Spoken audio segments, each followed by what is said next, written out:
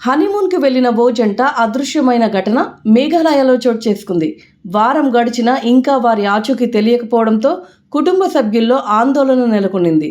ఆ రాష్ట్ర ప్రభుత్వం కూడా సీరియస్గా తీసుకుంది. పోలీసులు, వివిధ శాఖల అధికారులతో పాటు స్థానికులు కూడా గాలింపు ముమ్మరం చేసినట్లు ముఖ్యమంత్రి కాన్రాడ్ సంగ్మా వెల్లడించారు. ఈ కేసును ప్రత్యేకంగా పర్యవేక్షిస్తున్నట్లు చెప్పారు. మధ్యప్రదేశ్లోని ఇందోర్కు చెందిన ట్రాన్స్పోర్ట్ వ్యాపారి రాజా రఘువంశీ సోమన్లు నూతన దంపతులు హనీమూన్ కోసం మే 20న మేఘాలయకు వెళ్లారు. చివరిసారిగా సోహోలో పర్యటించిన వాళ్ళు ఆ తర్వాత కనిపించకుండా పోయారు.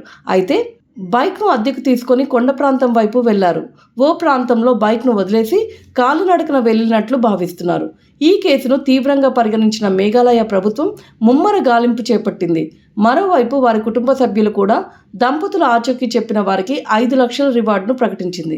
వర్షాలు పడుతుండటంతో సెర్చ్ ఆపరేషన్కు సవాల్ ఎదురవుతున్నాయని సీఎం పేర్కొన్నారు. అందుబాటులో ఉన్న సాంకేతిక పరిజ్ఞానాన్ని ఉపయోగిస్తున్నామని చెప్పారు. చిరపుంజిలో భారీ వర్షాలు పడుతుండటంతో గాలింపు ఇబ్బందికరంగా మారిందన్నారు.